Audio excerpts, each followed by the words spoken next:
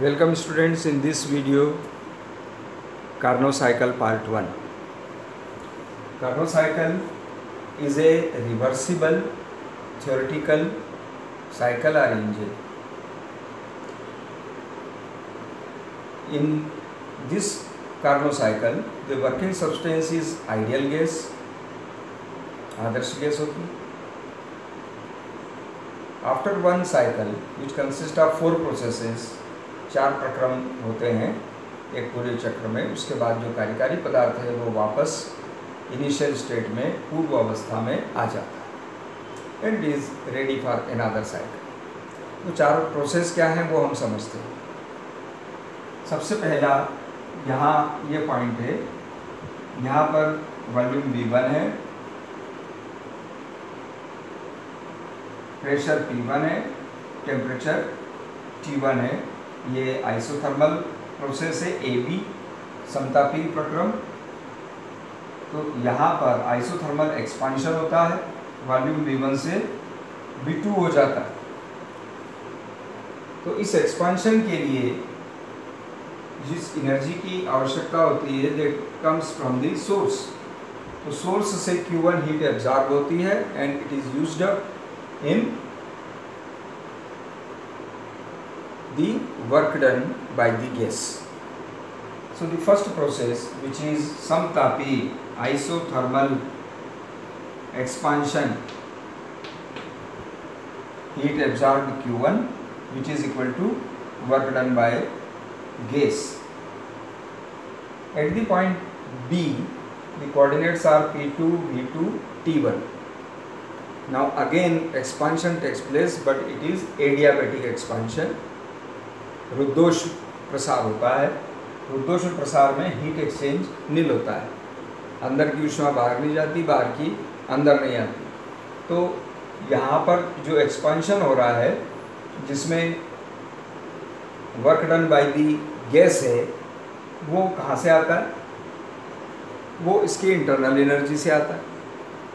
तो इसकी internal energy जो है वो यहाँ पर रिड्यूस हो जाती है और इंटरनल एनर्जी रिड्यूस होती है तो टेम्परेचर T1 से T2 हो जाता है. तो यहाँ इस पॉइंट पर इसके जो कोऑर्डिनेट्स हैं वो P3, V3, T2. कार्यकारी पदार्थ आइडियल गैस है तो आइडियल गैस की internal energy is function of temperature only. तो इंटरनल एनर्जी कम हुई तो टेम्परेचर इसका T2 हो गया. तो इस BC प्रोसेस में जो कि एडियाबेटिक एक्सपांशन है, work done by the gas comes from decrease in internal energy. जितनी आंतरिक ऊर्जा में कमी होती है उससे काम होता है. Third process CD, it is isothermal compression. ये तीसरा जो प्रोसेस है ये दूसरा वाला एडियाबेटिक एक्सपांशन. तीसरा जो प्रोसेस है it is isothermal compression. Compress कर रहे हैं. So work is done on the gas, उसको कंप्रेस कर रहे हैं, उस पर फोर्स लगा रहे हैं. तो जो वर्क डन है वो वर्क डन किसके बराबर है? Heat rejected at the sink. Sink पर हीट रिजेक्टेड Q2 उसके बराबर होता है work done on the gas. तो उसकी इंटरनल एनर्जी कांस्टेंट रहती है. It means temperature remains constant. तो यहाँ भी T2, यहाँ भी T2. तो D इस पॉइंट पर कोऑर्डिनेट्स हैं P4, V4, T2. ये है प्रोसेस. इसमें heat rejected is equal to work done on the gas. चौथा प्रोसेस है D2A. It is again compression, क्योंकि वॉल्यूम V4 से और कम हो रहा है V1. तो ये कंप्रेशन है और ये एडियाबेटिक कंप्रेशन है. रुद्धोष्ण संपीड़न. तो यहाँ रुद्धोष्ण संपीड़न है. हाँ, रुद्धोष्ण यानी heat exchange nil. Work done on the gas, उसको कंप्रेस करने में काम किया. काम जो किया उससे उसकी इंटरनल एनर्जी इंक्रीज हुई क्योंकि हीट एक्सचेंज अंदर से बाहर नहीं आ सकता.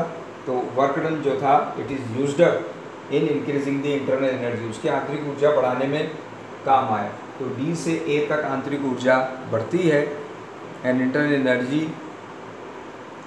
का फंक्शन है टेम्परेचर। तो टेम्परेचर बढ़ता है, इंटरनल एनर्जी बढ़ती है तो टेम्परेचर T2 से बढ़ के यहाँ वापस T1 हो जाता है। कोऑर्डिनेट्स होते हैं P1 V1 T1। इस प्रकार से यहाँ पर वापस वही कोऑर्डिनेट हो गए वर्किंग सब्सटेंस के जो आइडियल गैस है। तो ये एक साइकिल कंप्लीट हो गया। इस एक साइकिल में हम मैथमेटिकली प्रूव करेंगे कि यहाँ पर ये जो दूसरा प्रोसेस है, ये पहला ये दूसरे में यहाँ पर जो डिक्रीज़ होता है इंटरनल एनर्जी में, आंतरिक ऊर्जा में कमी, और यहाँ पर चौथे प्रोसेस में जो होता है आंतरिक ऊर्जा में वृद्धि, ये एक दूसरे के बराबर होते हैं।